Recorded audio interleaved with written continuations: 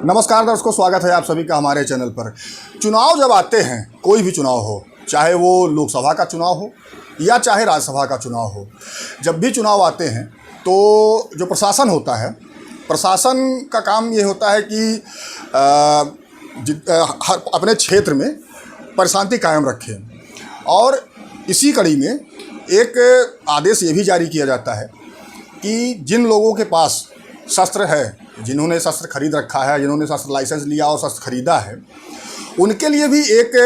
साधारण आदेश पारित किया जाता है कि आप सभी लोग अपना अपना शस्त्र जो है वो जमा करवा दें।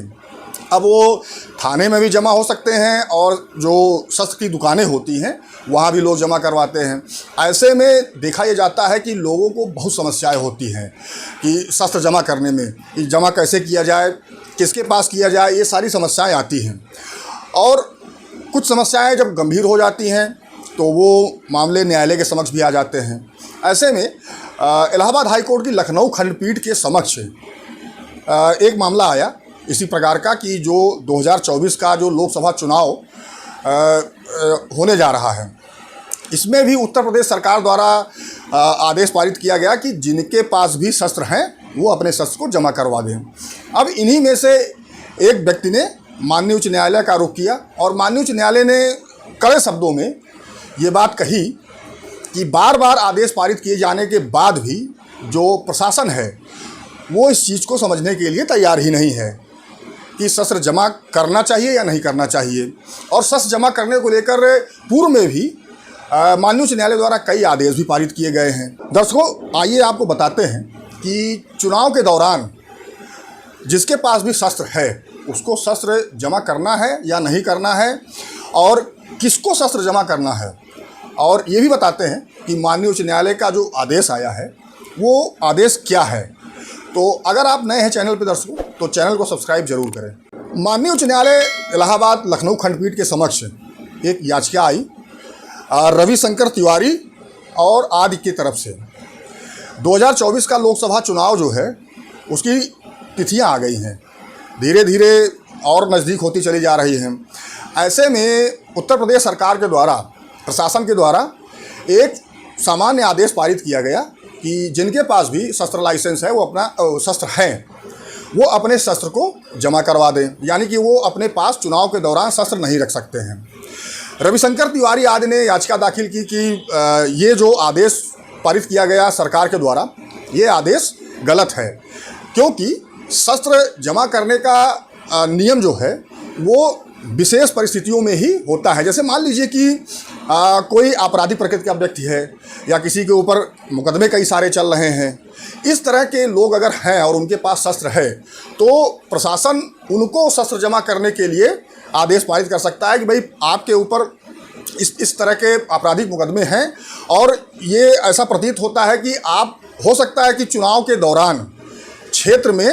जो शांति कायम है वो भंग हो सकती है, या आपके द्वारा कोई भी ऐसा कृत्य किया जा सकता है कि जो कि कानून का उल्लंघन माना जाएगा। तो ऐसी स्थिति में जो इस प्रकार के व्यक्ति हैं, शासन उनको ये कह सकती है कि भाई आप अपना शस्त्र लाइसेंस जमा करवाइए। अब इसी बात को लेकर हाई कोर्ट ने खासी नाराज़गी जताई और ये भी टिप्पणी करी कि बार बार आदेश पारित किए जाने के बाद भी प्रशासन के कान पे जू नहीं रेंगता है और जब भी चुनाव आते हैं शस्त्र जमा करवाने को लेके उच्च न्यायालय के समक्ष जो याचिकाएं हैं उनकी बाढ़ सी आ जाती है। और जो न्यायालय का महत्वपूर्ण समय है, यानी कि जो न्यायालय का जो समय है जो अन्य मुकदमों में दिया जा सकता है, वो इस शस्त्र जमा करवाने के मुकदमे में देना पड़ता है, जिससे कि जो न्यायिक प्रक्रिया है वो बाधित होती है। और इसी में माननीय उच्च न्यायालय ने कहा कि जो आदेश पारित किया जा रहा है, अगर इसके बाद फिर इस तरह की याचिकाएं न्यायालय के समक्ष लाई जाती हैं तो संबंधित जो विभाग है या प्रशासन है उसके ऊपर भारी जुर्माना भी लगाया जाएगा। और इसी मुकदमे में माननीय उच्च न्यायालय ने और भी कई केसेस के बारे में बताया कि इन केसेस में भी पहले ही ये जो बताया जा चुका है कि एक सामान्य आदेश पारित करके आप सबसे ये नहीं कह सकते हैं कि सभी लोग अपना शस्त्र जमा करें। अगर शस्त्र जमा करवाना है तो केस दर केस विशेष परिस्थितियों में ही और विशेष आदेश पारित करके ही आप ये कह सकते हैं किसी व्यक्ति से कि आप अपना शस्त्र जमा करवाएं, जैसा कि मैंने पहले बताया। अब कुछ केसेस हैं जिनमें कि पहले भी माननीय उच्च न्यायालय द्वारा ये बात कही गई थी कि भाई जो शस्त्र जमा करवाने का आदेश है वो आप सबसे नहीं कह सकते हैं कि एक जनरल आदेश आपने पारित कर दिया कि सभी लोग शस्त्र जमा करें। तो 1994 में जो पहला मुकदमा आया मोहम्मद आरिफ खान के नाम से, इसमें भी माननीय उच्च न्यायालय द्वारा ये कहा गया कि भाई सामान्य आदेश पारित करके सबसे शस्त्र जमा नहीं करवाया जा सकता है। 2000 में शहाबुद्दीन का मामला आया, उसमें भी न्यायालय ने टिप्पणी करी, और 2002 में आरिफ खान का मामला आया, उसमें भी न्यायालय ने इस प्रकार की टिप्पणी करी। और 2021 में अरुण कुमार सिंह के नाम से भी एक मामला, एक याचिका आई थी जिसमें कि न्यायालय ने कहा कि भाई शस्त्र जमा करवाने के लिए आप एक सामान्य आदेश नहीं पारित कर सकते हैं। 2022 में राम रंग जायसवाल के नाम से एक पिटीशन आई थी जिसमें फिर से माननीय उच्च न्यायालय ने कहा कि भाई एक सामान्य आदेश पारित करके आप सबसे ये नहीं कह सकते कि सब लोग शस्त्र जमा करें। तो कुल मिलाकर माननीय उच्च न्यायालय लखनऊ खंडपीठ द्वारा ये स्पष्ट कर दिया गया है कि प्रशासन ने जो सामान्य आदेश पारित करके जो भी शस्त्र जमा करवाने का आदेश किया है वो आदेश गलत है।